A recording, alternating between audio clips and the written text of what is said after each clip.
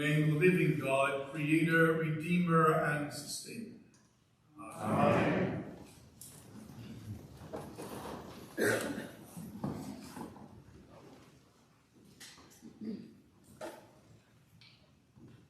After embarking on a teaching discourse that included a number of parables, Jesus asked his disciples, "Have you understood all of this?" Matthew tells us that at this point in his life, Jesus is facing growing opposition from the religious authorities who are concerned about his growing popularity. The 13th chapter of Matthew begins finding Jesus surrounded by this great crowd of people, so much so that he got into a boat and pushed off from the shore in order to address the crowd.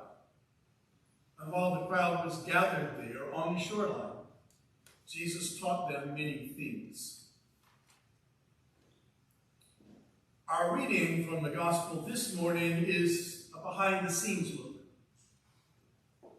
The disciples corner Jesus and they ask, "Why do you teach them in parables?" Parables, according to his closest friends, are confusing. They're even disturbing. It seemed to the disciples that Jesus was missing a real opportunity. And so Jesus turns that conversation back to his friends. "Have you understood all this?" Interestingly, the disciples say, "Yes." But they couldn't possibly understand all the things that Jesus had been teaching. And I doubt Jesus really believed the disciples' answer that, yes, indeed, they did understand all he was telling them. Some of the biblical scholars seem to think that this yes is out of fear, admitting to their teacher and leader their ignorance. They didn't want to disappoint Jesus. But perhaps there's another possibility. This conversation about the kingdom of heaven is not like many of the other teachings that Jesus recorded in Scripture. His parables involve ordinary things that are part of everyday life, and Jesus gives them an unexpected twist. These parables are not the teaching about how to pray.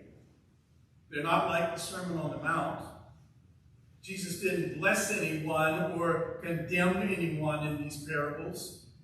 These parables don't challenge anyone or undermine any norms. Instead, Jesus says the kingdom of heaven is like ordinary things.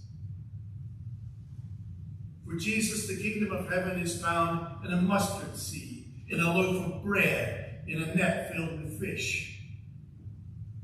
And Jesus transforms human life by inviting his followers to see God's hand at work in the world about them. This vision of the kingdom of heaven, it seems to me, evolved out of a serious but more casual conversation between Jesus and his friends. Here are the disciples sitting around talking to Jesus. And they wonder, did Jesus really think common folks who come to hear him teach understand the riddles that he offered them? Jesus, don't you think using parables kind of misses the opportunity to explain clearly and simply the meaning of the kingdom of heaven? After all, Jesus said himself at his coming, the kingdom of heaven is drawn near. So the disciples wonder, so what is this kingdom really like? And I imagine Jesus stopping for a minute to contemplate the question the disciples asked him, and these images come to mind, and he began to share his ideas. Well, the kingdom of heaven is kind of like, or maybe it's like this, but then again, I might better describe it as. And after sharing these ideas, Jesus turns to his disciples and says, "You get it? Do you understand what the kingdom of heaven is like?"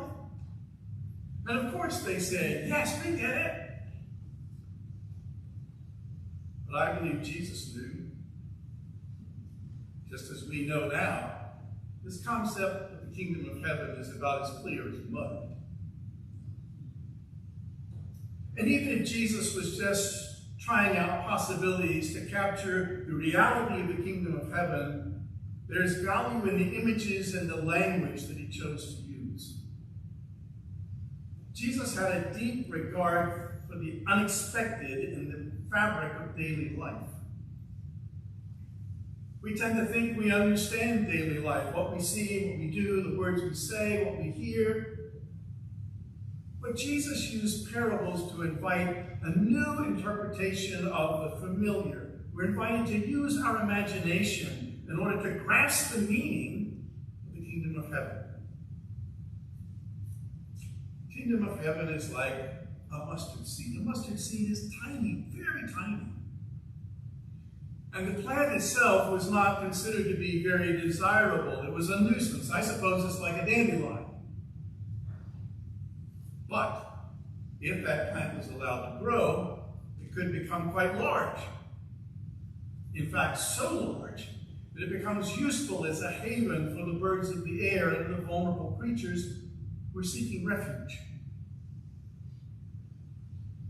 The parable of the mustard seed fuels our hope that in the seemingly insignificant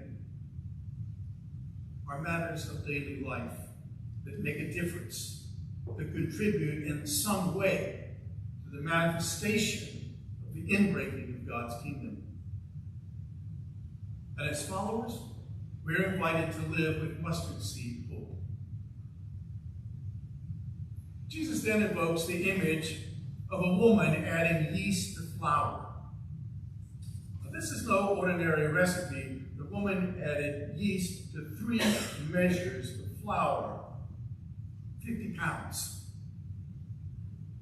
The leaven's hidden, but as long as the yeast is alive, it'll be revealed in the rising and the breaking of the bread. The leaven, the yeast, miraculously transforms this inedible flour into nourishing, sustaining food. In this parable, the manifestation of the kingdom could only happen due to the action of the woman. Woman's work is highly valuable because that's what brings the bread to life. Then Jesus began to continue to play with images. The kingdom of heaven is like a treasure hidden in a field. Someone stumbles upon it, covers it back up so it remains hidden. And with great joy, that individual goes and sells all that they have in order to buy the field. I wondered as I read that, who joyfully goes and sells all they have to buy any one thing? Why hide the treasure again instead of just claiming it? Finders keepers, you know? The emphasis seems to fall on the value of the kingdom. Value that compels so radical a change, so radical a commitment on the part of the finder, that the finder was willing to give all. And maybe this parable was directed at his disciples, who had left behind their families and their vocation in order to follow Jesus. And there's the parable of the pearl, a similar message, but different. This merchant is in search of fine pearls. His active search is rewarded by finding an extraordinarily fine pearl. So extraordinarily pearl that this merchant is willing to do all that is necessary to obtain that which he had searched so diligently for. And in this parable, Jesus invited his followers to give their all in search of the kingdom of heaven. The kingdom of heaven is like a net thrown out to the sea filled with a huge catch of fish. The fishermen draw it in without any distinction. But this parable deviates from the others once the nets are drawn to shore. The good fish are saved in a bucket, that fish and thrown back into the sea. A dichotomy observed that seems to make it clear not everything belongs in the kingdom of heaven. There will be a sorting. The parable of the wheat and the weeds, contained earlier in this chapter of Matthew, cautions us about that, about who decides who's in and who's out. The question, Jesus says, belongs to God at the end of the age. These parables do much more, though, than simply explain the kingdom of heaven. They invite us to be aware of the many ways the kingdom of heaven draws near to us throughout our daily lives. The question, I believe, raised by these parables becomes how many of us are able to recognize that kingdom. Barbara Brown Taylor is an Episcopal priest and author. She discusses that question, the question of identifying the holy in daily life, in a book that's titled Seeds of Heaven, Sermons on the Gospel of Matthew. And she notes that in this particular chapter of Matthew, everything is tied to the hiddenness of the kingdom. The treasure is hidden in a field. The pearl of great price is hidden among other pearls. The yeast is hidden in the bread. The fish are hidden in the sea. But she observes all of these things that are described, are actually objects that are in plain view every day of our lives. She writes, if you want to speak of heavenly things, Jesus seems to say, we may begin by speaking of earthly things. If you want to describe what's beyond all words, we begin with words. Words that we know. Words such as man, woman, field, seed, bird, air, yeast, bread.